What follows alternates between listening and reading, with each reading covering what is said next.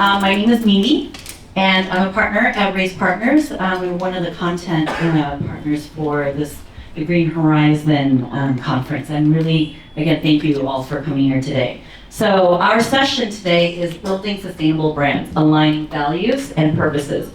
So when we were developing this, I insisted that I get to moderate the session because I am such a huge fan of the work and the ethos and just the commitment to sustainability and being a good human and a good boss and a good business person that all three of our panelists embody. And I'm really excited to be able to help share this with all of you in the audience. So here today we have THAO, who is the founder and creative director of Kilomet 109. Here, and then we have Daniel HOAI, who's the co-founder and now CEO, right? CEO and co-founder of HOAI Distillery. And then we have Tru Lan, who is the chef of Mua Restaurant NGUYEN, and also co-founder of Mua Craft Sake here in Vietnam. So first, I wanted to start out asking the three of you the same question, because we talk a lot about sustainability and why we oftentimes we jump to the action part, and I really want to dig a little bit deeper into the why. Why are we doing this beyond just we do it because we have to? You know, the difference between being fat lam with compared to being moon lam, right? Because the motivation is different. Because being sustainable, running a sustainable business, whatever that means, it's not easy. It's hard, and especially if you do something that is very supply chain intensive. It's very, very hard to do. And so the commitment has to be there. And so it's more than just money, and it's more than just, oh, I have to do it because the planet is on fire, right? And so I wanted to really dig down a little bit into the personal reasons for each of our panelists and why they have decided to embark on this journey within their own businesses and commit to living and working and producing in a way that is sustainable and supportive of not just the environment, but also the community here in Vietnam. All three of them do different things. So we have fashion, we have alcohol and food. But they have commonalities. They work with farmers, they work with the land, and two of them work with ethnic minorities, right? So THAO, let's first start with you. Why fashion, but why instead of, we're a manufacturing center. We are known, Vietnam is one of the fast fashion manufacturing centers of the world.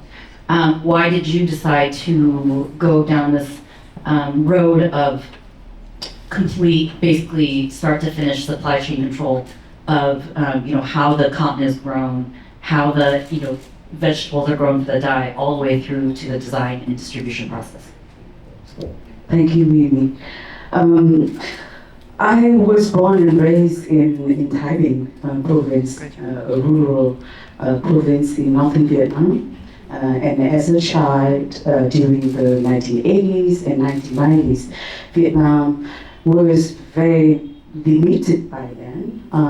And we have to be very thoughtful, economical of how we use our resources. And my family is not exceptional, so we made everything pretty much by hands, and including fashion, clothing. Well, we didn't have a fashion word back then, but I learned how to sew clothes at the age of 14, 15 for my family and friends and neighbors, and some of my friends do the same. So by doing that, and also where I live is a community, it's a town in the community, in many different community, working with soap productions and basket weavings, glass blowing, and other crafts. So it's in the blood that I carry until I went to study in the fashion college. And fast forward 2010, after I graduated, and I met a community named Nông An in Cao Ang. So Cao Ang is the northeast of Vietnam, very close to China border, only 30K to China border. And I met them at the annual textile festival in Hanoi. And after a very quick conversation, because I fell in love with their indigo shade, and also the textile that they create is solid indigo. It's no colorful, no heavy embellishment like Lolo or like Hmong communities. But I love the depth of the indigo and also the way that they weave. It's plain weave, but it's very solid. It's very strong, and the shade of indigo is so inviting.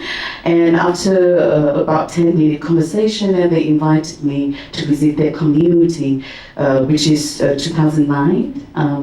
And I, didn't think much about that. I came on the bus. After 8 hours, I finally reached the community and spent 2 weeks there, just observing, learning, watching what they do from growing indigo to make the dye, and weaving and dyeing.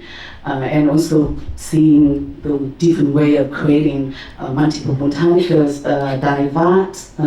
So by watching that, the appreciation for the diverse traditions, textile tradition of Vietnam is really raised up. And I realize there's so many similar things that we share. You all know that Vietnam is a home for 54 main ethnic minority groups, but more than hundreds, including subgroups. And the textile tradition is so rich and very colorful. Each community have a different techniques and textile. So by spending time with them and learning from the local artisans, that is kind of strengthened the desire of create something from Vietnam, made in Vietnam 100% from farming, from seed to the final products. And I came back to Hanoi, and but it's not easy. Like when I approached like that, it took me 4 years and a half. That finally I can launch the first collection.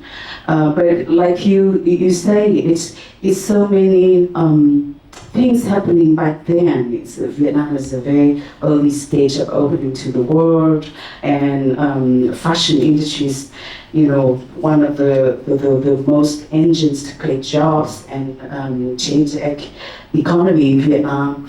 But also, it's one thing is bothering me so much, even until now, really. That is. Vietnam is so rich of tradition and textile and craftsmanship, but we've been known in the international platform or audience. This is one of the country to manufacturing for big brands, and that it's really it devalue what I know about my own country, and I think that is add up another reason that really pushed me to create Kilomet 109. Great, thank you. So I think it's a combination of like your own personal interest in design, your own history growing up among the community of artisans, and then also this idea, this desire to show the heritage side of Vietnam and help Vietnam be known for something more than just disposable, right? Which is something I think in our race to grow economically and develop, we're in danger sometimes of embracing a little bit too much. For Daniel and True, because you guys are from America, so you left, you came here as an NGO worker, right? You came as a chef. But for you guys to leave, I get this question all the time, why did you leave the riches of America to come here in Vietnam and dedicate yourselves to running businesses that require so much? It's not just capital, it's not just money, but it's like the language, building the relationships. What are your motivations to doing all of this? What keeps you committed even though it's not easy?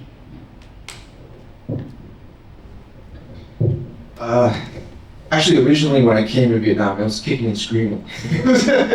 And so I first came to Vietnam in the capacity of a non-tourist in 2012, and that was on behalf of, there's a joint collaboration between the Obama administration at the time through different NGOs like Oxfam America and the Ministry of Natural Resources and Environment in Vietnam around sustainable development in the agricultural sector, but specifically in the Mekong Delta. And I think at that time, Vietnam wasn't really on my radar at the time. I was really enraptured by what I was doing in the States at that time, which was also agricultural related. And I think one of the things that changed my mind was, and this relates to my concept or my approach to, or my relationship rather, to sustainability, is when we think of sustainability, sometimes we think of the kind of the outward aspect, right? Like the being environmentally friendly and whatnot, but really sustainability is about legacy building. It's about how we pass what we're doing now onto the future generation. And I think something that's really it had been imparted on me since a child was, as a diaspora, a member of the diaspora, we don't have a legacy other than war, and our narrative or our story or our legacy is oftentimes crafted without our involvement or our inclusion. And so those two things about legacy and inclusion are what drove me not only to come back to Vietnam, but to kind of, I would say, weather the storm, if you will, because I think no matter what country you work in, there's always going to be a lot of difficulty, whether you're working in any sector or if you're interested in sustainability or not, there's going to be a lot of challenges. I think I'm very much interested in how do we create an inclusive model of development, especially as Vietnam is developing so quickly, and what THAO was saying is there's 54 different ethnic groups here, but then even more importantly, 2/3 of the population in Vietnam are still rural. So when we talk about these, Ho Chi Minh City or Hanoi-centric dialogues, we're still excluding a vast majority of the population. That was one thing that really enraptured me when I came to Vietnam. The second was legacy building. So how do we, as Vietnamese, because I think, yes, I'm from America.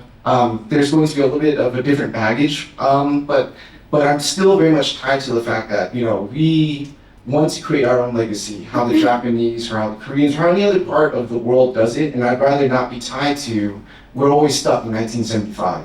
I think as a member of the diaspora, especially growing up in Orange County, our narrative is always focused and almost, our mind is obsessed with 1975, and it's up to our generation to move past that. We talk about, the war is over, but is it really over? And that's how we start to rebuild and create a legacy for the next generation. I think when we talk about legacy brands, I was talking to someone yesterday, but they were talking about how the oldest company that's still remaining in Japan was founded in 636. Like that is like over 1,000+ years legacy. We don't have that luxury because of our history of war. And I think that's something like what THAO was saying. There's such a rich history of tradition and culture, but how do we institutionalize it and very consciously, because I work in agriculture, it's like how do we protect and cherish our heirlooms for the next generation? So again, those two concepts of legacy and inclusion. Okay, and true. For you started out with food, now you branched out into alcohol also, but still working with the farmers. And how did you translate your love of cooking, because you cooked all over the world, and then bring it back to Vietnam and then include this core kind of detail of sustainability, working with the farmers, and making that a central part of your brand and your ethos? Hello, everyone. I think, the interesting thing is that, I've been a chef for about 17 years, and I was born overseas to Chinese Vietnamese parents, so I always knew that I was Vietnamese, by heritage in some way. But honestly, I had never really learned a lot about it. And as Daniel said, as a Vietnamese growing up in the United States, a lot of what you know about Vietnam is from the war, it's from your parents, it's from your family that were affected by these events. And when I first came to Vietnam 6 years ago, it it was as a tourist, and I did fall in love with it. I got to travel Vietnam and see, as Daniel said, the rural side of it, and as THAO said, the rich culture, and also the kind of, a lot of nature. Honestly, I think there was a lot of beauty in the nature that I saw, and I think all these things kind of came together for me with my specialty being as a chef, right? So I just thought, well, how can we help preserve these rich histories? How can we help preserve these natural resources and this nature? And also for me, it was, the third side of it was the Vietnamese culture and the stories and the traditions that, that I myself didn't really know a lot about. So actually, in the process of building a brand and a company in Vietnam, I got to learn more about those things that I really wanted to know. So I couldn't really say that I was an expert in, I didn't know Vietnamese, I didn't know any real, the depth of Vietnam, its history, its people, until I came here and started exploring more deeply. And as I continued to build a company, then those values became kind of, the center of what I wanted to do. Wasn't just for me, but it was just as I just wanted to grow those habits. It was the same thing as I'm hearing from THAO and from Daniel. It's really the culture and the natural resources that we want to protect for the future, for the next generation, right? And I think that because I'm a chef, that's just naturally came to me that it would come through in food and beverage. Yeah, I don't know, did that answer the question? No, it was great, thank you. No, because I remember we had a conversation once and you were saying, and you recently described your food as modern Vietnamese, but then we also had a conversation a while ago where you said, in your process, you're trying to decolonize Vietnamese food. You can explain a little. I do remember that, and it's funny because that wasn't my word. That wasn't. I remember I came. As a chef, I cooked overseas, so I was trained in French and Italian and any other cuisine than Vietnamese, basically. And so when I first came, I was exploring Vietnamese ingredients and learning Vietnamese recipes, but a lot of what I cooked was based on foreign cuisines. And I guess you could really accurately call it fusion at that time. And then about 2 years into it, I've been here 6 years, so about 2 years into my journey in Vietnam, I realized I was like, there's no reason for me to continue cooking based off of foreign cuisines anymore, because I feel like I'm more comfortable expressing my cooking. And I want to know more, so I'm learning the Vietnamese language to speak it. I want to learn more the culinary language. A lot of people say like cooking is kind of like a language. Food is a language, right? Food's a love language. And so as I learned the language of food in Vietnam, I was like, I feel like I want to build on that more. And so I actually consciously, because I used to do things like, like pasta, right? So like Italian pasta, and I would do like some Vietnamese twist on it. And then actually at that point I said, actively I said, no, we're not gonna call it pasta, we're gonna call it made. We're calling it noodles, we're gonna call it something, anything other than pasta. Because why does it have to have that connection to Italy? And so that's when I really started thinking of it less as fusion and more as kind of like a modern interpretation of Vietnamese food, and I was thinking of like the future, like what is Vietnamese food gonna look like in the future?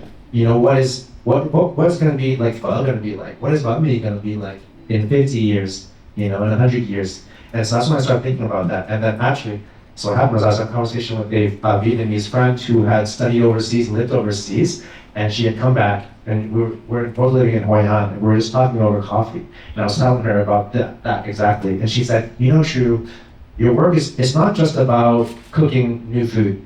You're actually decolonizing Vietnamese cuisine. You're helping, Vietnamese people reclaim like their culture, right? Because we all know that, Vietnam has a long history of being colonized and war and conflict and being occupied. And Vietnam has always managed to throw out its occupiers, right? But that mentality of being, an occupied nation has carried on into kind of everyday life and culture. You know, when I first came, I remember, you know, a lot of restaurants I went to all over Vietnam were very proud of serving imported foods, ingredients from other places, and that's they think that that's the value. You know, a lot of consumers, the consumer market is like, oh, the value is this is from overseas, it's from somewhere else, and that's why it has value in Vietnam. And for me, and I think for, you know, for Daniel and THAO, for a lot of younger people, I think now the idea is like looking inwards, like what Vietnam has is valuable.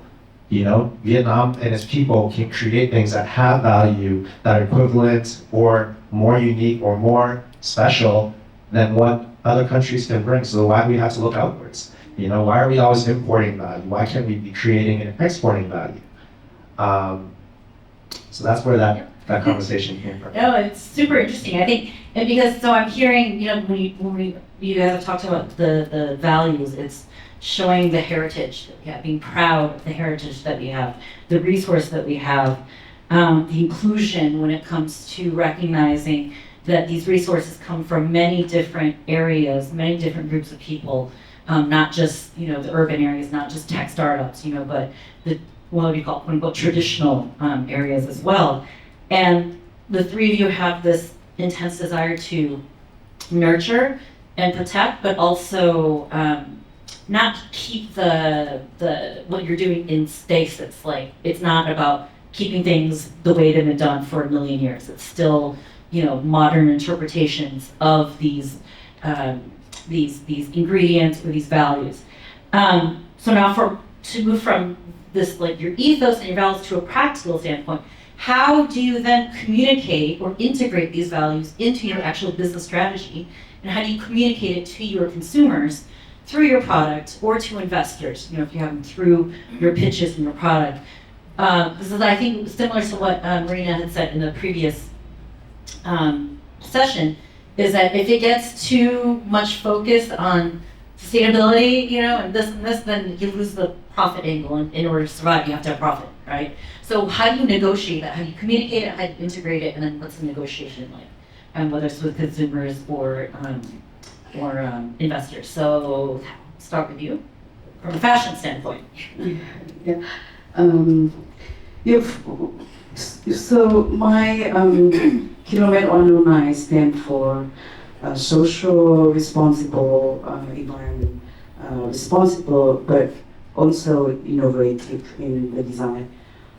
We create the garments that last for a long time. They were made from inside out. Every stage of making the garment that imply really excellent craftsmanship from the cultivation level to the weaving and design. So the products that we want to present to our consumer it's contain all of that elements. Like you say, you know, some people care about the social impact element, some they don't. You know, so I learned from my own experience when I have a customer coming to our shops, and some of them they care more about the innovation part, some care about the community part, some care about the natural resources as we approach. So it's a, you know, we are different. Our customer also very different, and how to compromise all of that. It's challenging, to be honest, because I'm from design background, not really business background. So I learned over the year, over the mistakes, over the fails, and but I think it's what keep us still running, going. Because of the all of those elements, and we're very transparent about the productions process. So we share the story about the artisan. Sometimes we feature our artisan, like each community different. So we always have a very respect room for them. And for me, as a as someone who love textile and making textile, design is my first love, but the textile is also easier for me to talk about because it's not about myself. Talking about other people is so much easier. So being transparent, I think, is a good thing to keep our product real, and everything is exactly reflect what we're doing, and no greenwashing or no trying to make up something because that's what exactly is. And I also want to through our own channel, I want people looking at our product as our page as like a living museum archive somehow, because besides buying or owning the good products, you're also learning something about Vietnam cultures, the diversity in Vietnam, and also it's just the different side of Vietnam is nothing related with the world that we've been through. It's a beautiful nature. It's many the communities I'm working with in the middle of the really gorgeous area. So I want people seeing and all of that beauty of nature, beauty of the people, the harmonious way of living. And making living without sacrifice, without giving away the own other thing from like nature and just social respect of that. So yeah, I think it's just being sincere. I think Kim and I is really about that. We create the brand from the ground up. So we just tell, the story behind the products. And I think now the over-consumerism in everything, we have so many options. And what is make us stand and be different is stories. So find a way to tell the stories, not like, the authentic stories behind the products. I think what you're saying is that the stories, that communication of the stories actually adds, at least outward facing, the value to the process, right? To why, your garments cost more than like an H&M shirt is because of the people and the labor and the process and the craftsmanship behind that. So communicating these stories, communicating the process of how you manufacture or how you make your product is what will help add value and make it basically, consumers will want to, it almost like it justifies for consumers the price, right? They're like, oh no, it's just some like machine made thing, why do I have to pay like, more than $20 for it, right? But if they're like, oh, actually this was grown and stitched and all that, and I feel good about supporting, so-and-so farmer in whatever community, that helps bring value to the brand from a marketing standpoint, right?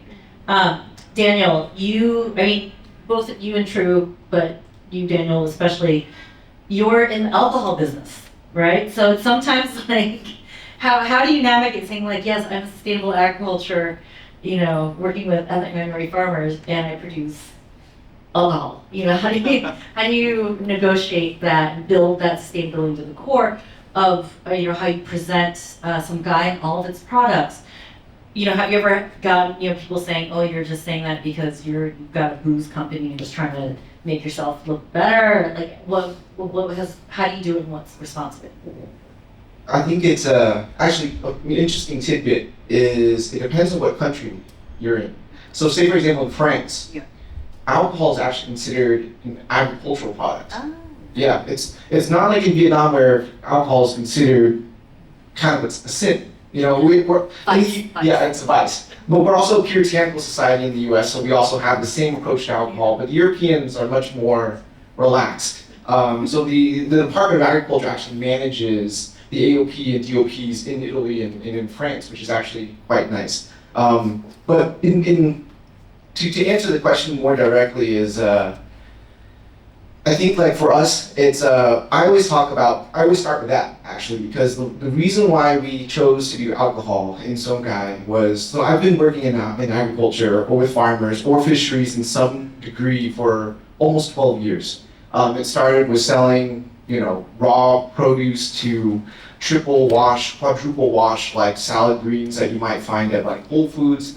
What's that company? There's in Saigon now that's doing the Orlar? Yeah, Orlar. There's a bunch of pre-washed salad mix now. But that was my main line of business with farmers in the US. We moved to soybean processing to make tofu and soy milk. So the lesson here was, from an agricultural standpoint, the further you can move up the supply chain, the more value add and the easier it is to make a living in terms of sustainable economics. And so when we looked at how do we add value to farmers and ethnic minority communities in Vietnam, we started off with the same thing: selling rice, selling grains for export, selling spices for export. And that's like trading on the stock market. Every single day, you had to call in the morning, the noon, and the afternoon about what's the price, the going price for these commodities. You're not really changing lives that much.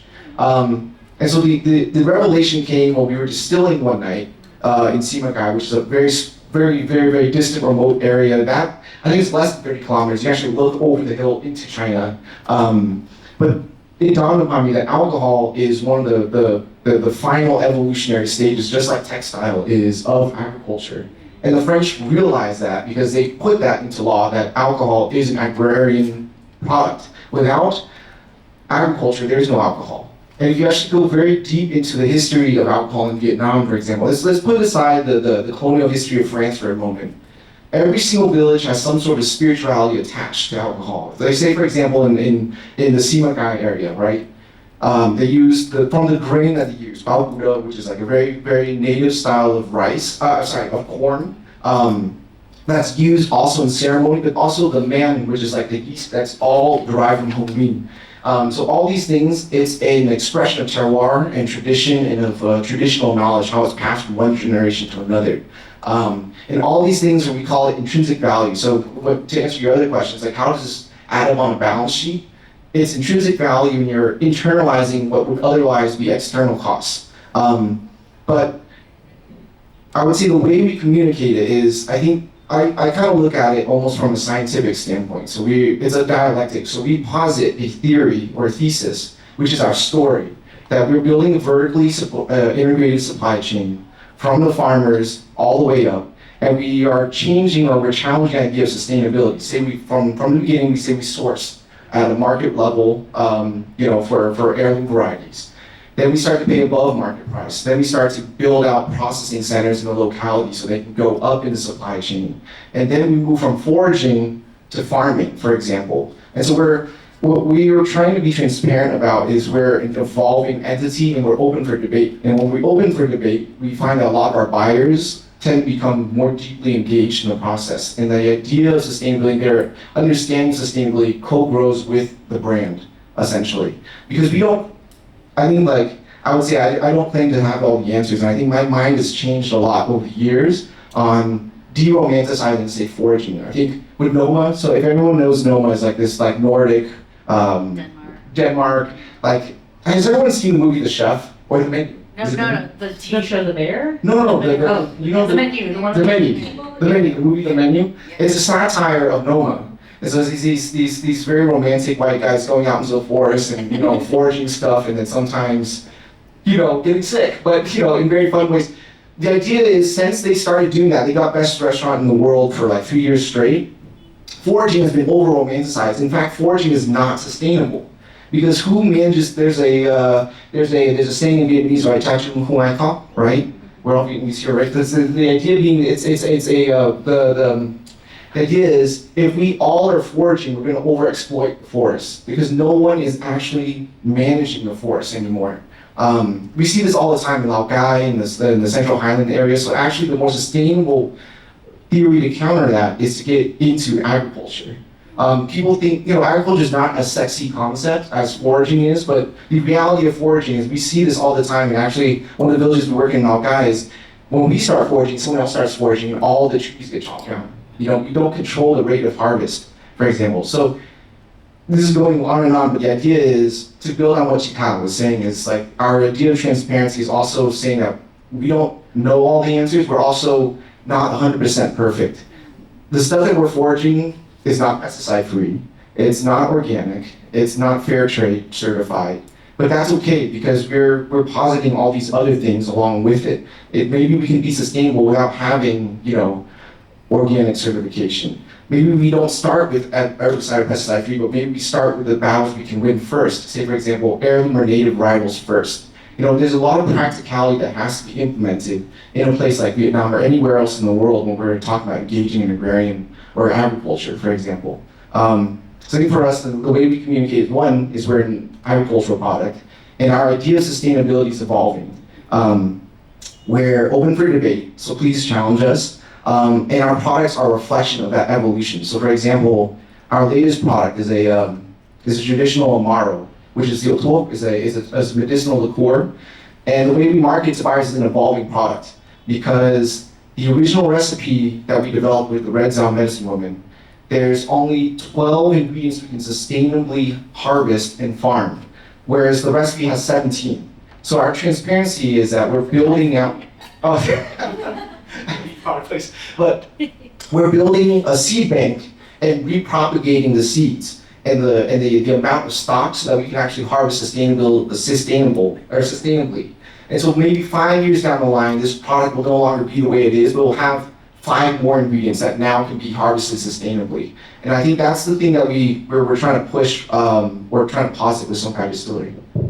No, thank you. I have one last question left for you guys before we move to Q&A with the audience. But I wish we had more time. But how deep can you go? Or how deep do you want to go when it comes to sustainability, supply chain? For food, you have farm to table, right? But how deep does that farm to table go? How do you keep building? Do you keep, finding new ways? I know, Daniel, you're always like, this. He didn't mention that half the IP for Mai is owned by the Red THAO, right? So it's supporting communities as well. But for you, that you have the restaurant and you have a sake brand now, or a sake line, how deep do you go? That's a question for you. And then for the 3 panelists, for move on to Q&A, what would be your one piece of advice for someone out here in the audience who is thinking about starting a sustainable brand? Wow, okay. How deep do you go? Well, I think that for me, the idea is, I think I've heard the word sustainability so much that it's like, even today I'm like, oh my God, sustainability. But I think it came down to the why. Like you have to have the why, and once you have the why, then there's no limit to how deep you can go for sustainability if you really understand the why. So like why sustainability? Why why mohin san di san gan? It's like, so why? For me, I think that my answer is about connecting people to nature again. Because I lived in Hoi for 5 years, and there, and actually it goes into the name of Mo, like why Mo, as Mo in seasons. So it's about eating and living according to the seasons, and it's about culture. But in the city, when I look at the city, I see that you people are losing the connection to nature. You don't need to live by the seasons anymore. We just go to the market and buy whatever you want, anytime.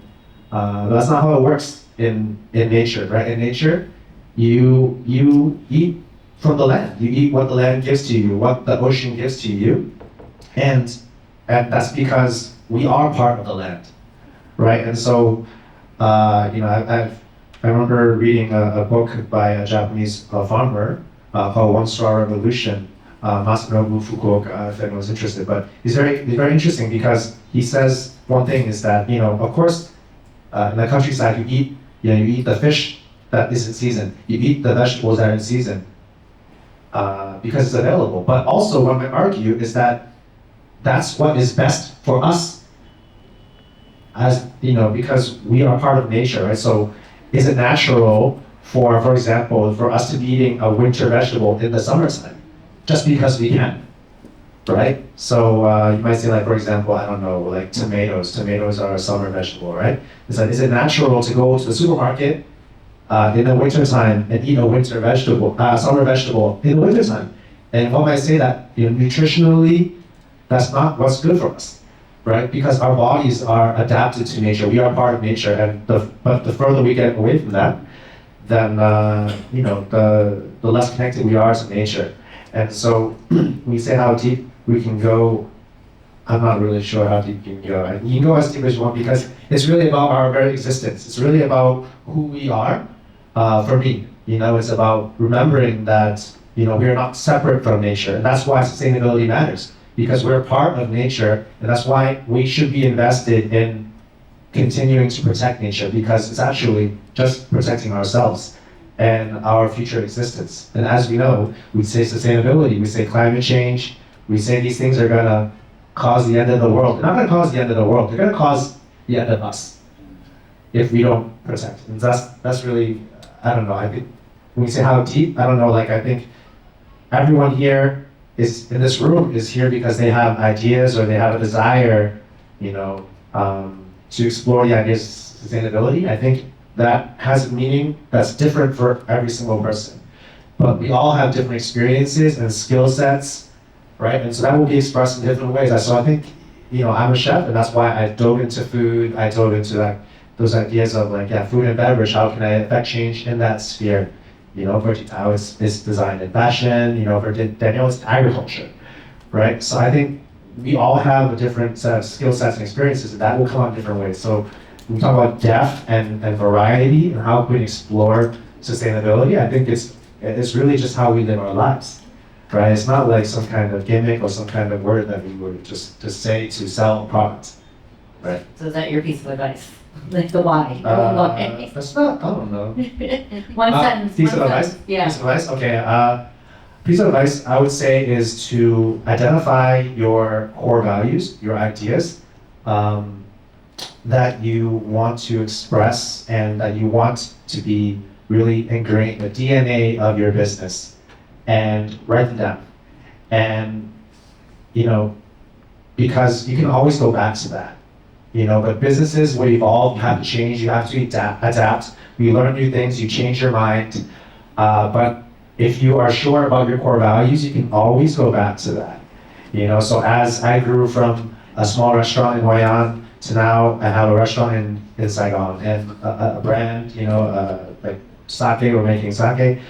Every time we do something new, like should we keep going, should we, now we're making hot sauces, we're doing different things. I said, should we do this, should we do that? It's like, well, let's look back at the core values. Does it match those values? So I think it's so important to know who you are. And I think the other side of it is, of course, deliver a unique product, right? As an entrepreneur, as a business owner, you just have to know your specialty, know your strengths, and focus on those strengths and deliver something that's unique that no one else can, right? Thank you. Daniel, one sentence.